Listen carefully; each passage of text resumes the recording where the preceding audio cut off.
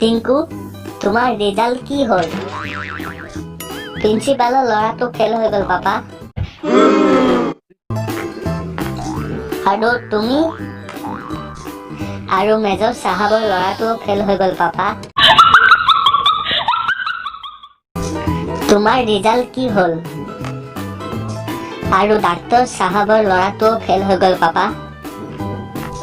আৰে গৰু, তোৰ ৰিজাল্ট কি হ'ল?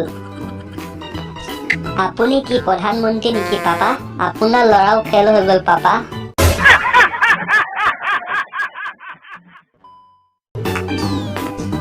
পাপা, আপুনি মোক স্কুলৰ পৰা আনিবলৈ কিয় যায়? বাকী ল'ৰা ছোৱালীবোৰক আনিবলৈ মাকবোৰে যায়। সেইকাৰণে ল'ৰা, এইবাৰ তোৰ 90% মাৰ্ক আহিব লাগিবই যিকোনো কৰি। 90% নহ'ব পাপা, এইবাৰ 100% মাৰ্ক আনিম পাপা। কিয় ধেমালি কৰিছ পাপু? ধেমালিৰ আৰম্ভ কোনে কৰিছে পাপা? পাপু, এইবাৰ যদি তই ফেল হৈ যাও তেন্তে তই মোক পাপা বুলি নেমাতিবি। তোৰ ৰিজাল্ট কি হ'ল পাপু?